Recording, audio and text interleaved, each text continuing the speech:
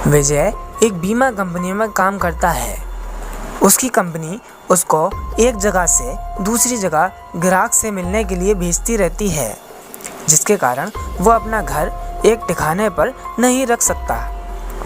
इस बार उसको नेपाल के छोटे से पहाड़ी इलाके में भेजा जाना था, करीब 1 महीने के लिए।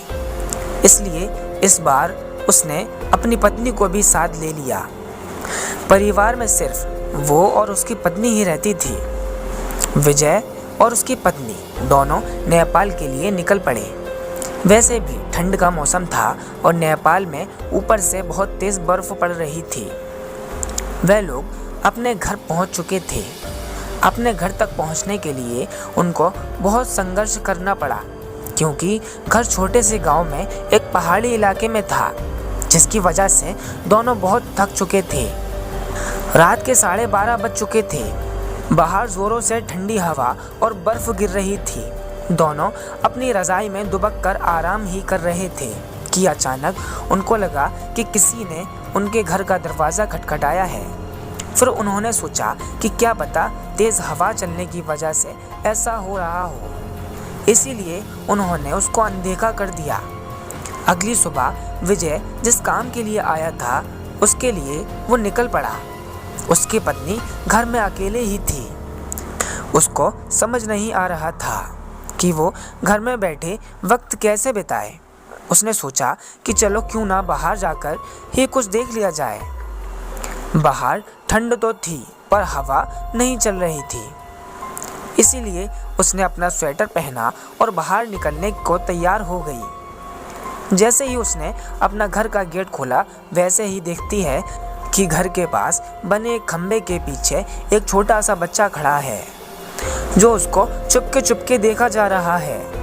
विजय की पत्नी ने उसको अपने पास बुलाया, पर वो नहीं आया। वो वहाँ से भाग गया। अगले दिन कुछ ऐसा ही हुआ। वो लड़का उसको फिर से घूर कर देख रहा था। इस बार उसकी पत्नी ने उस बच्चे को पकड़ लिया और पूछा कि तुम यहाँ क्या कर रहे हो। उस बच्चे ने कुछ नहीं बोला और ना ही कुछ बताया। विजय की पत्नी ने उससे उसके घर के बारे में पूछा, तब भी वो कुछ नहीं बोल रहा था। आखिर में उसका नाम पूछने पर उसने अपनी धीमी सी आवाज़ में अपना नाम चिंटू बताया और फिर वहाँ से भाग गया। उसको बच्चे का व्यवहार कुछ समझ नहीं आया। ये सिलसिला ऐसे ही चलता रहा। वो बच्चा रोज़ उस खंबे के पीछे से निहारता रहता था। उस दिन रविवार की रात थी। दोनों घर में अंगीठी के सामने आग ताप रहे थे, क्योंकि बाहर की हालत बहुत ख़राब थी। इतनी ख़राब कि कोई थोड़ी देर के लिए बाहर जाए तो उसकी जान निकल जाए। अचानक किसी ने दरवाज़ा खटखटाया। उन दोनों को फिर से लगा कि शायद हवा की वजह से ऐसा हो रहा हो। तभी फिर से किसी ने दरवाज़ा खटखटाया। इस बार खटखटाने की आवाज़ साफ आ रही थी। ये आवाज़ सुनकर दोनों डर गए, क्योंकि इतनी रात को, वो भी जान ले लेने वाली ठंड में, आखिर कौन हो सकता है। दोनों केवल एक दूसरे का मुंह देख रहे थे। अचानक दरवाजे के बाहर से धीरे धीरे रोने की आवाज़ आने लगी।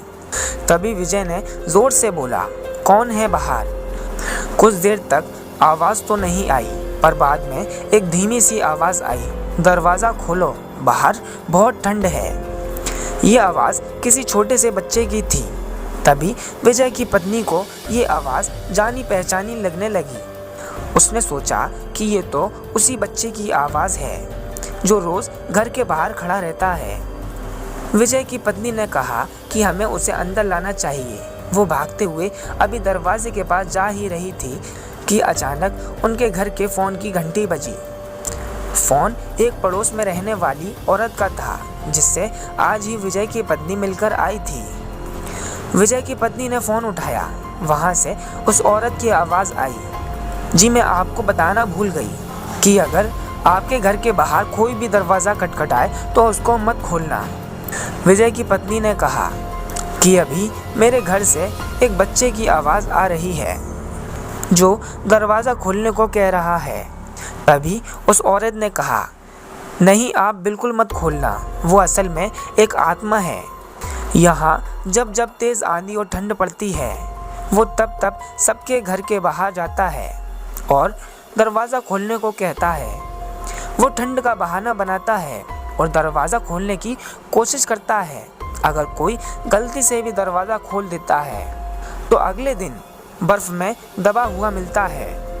ये सुनते ही दोनों डर गए। वो ये सोचने पर मजबूर हो गए कि जो बच्चा बाहर दरवाज़ा खटखटा रहा है वो असल में एक आत्मा है। उन्होंने दरवाज़ा नहीं खोला।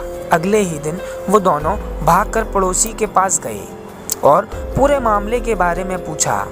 उस औरत ने बताया कि इस गांव में एक परिवार रहता था। पहाड़ टूटने की वजह से उस परिवार का विनाश हो गया। बस एक बच्चा बच गया था।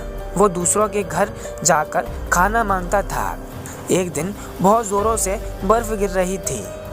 वो दूसरों के घर के बाहर दरवाज़ा खटखटाकर घर के अंदर आने को गुहार लगा रहा था, पर किसी ने उसकी गुहार नहीं सुनी। ठंड की वजह से सब अपने घरों में दुबके हुए थे। सुबह होने पर उस बच्चे की लाश बर्फ़ में अकड़ी हुई मिली। आज भी ज़ोरों से बर्फ़ की आंधी आती है तो उसकी आत्मा सबके घर के पास आती है और गुहार लगाती है। ये सब सुनकर दोनों हैरान रह गए। लेकिन वो वहाँ एक महीने जब तक रहे तब तक 3-4 बार उनके साथ ऐसा हुआ। लेकिन विजय का काम ख़त्म हो जाने पर वो वहाँ से चले गए। पर विजय की पत्नी के दिमाग में एक रहस्य हमेशा बना रहा कि उस घटना के बाद जो बच्चा उसे रोज़ घर के बाहर दिखता था वो अब नहीं दिखता। उम्मीद करता हूँ आपको वीडियो पसंद आया होगा और आज की वीडियो को यहीं ख़त्म करते हैं। अगर आपको ये वीडियो पसंद आए तो इसको लाइक करें और हमारे चैनल को सब्सक्राइब भी करें। मिलते हैं आपसे अगले वीडियो में।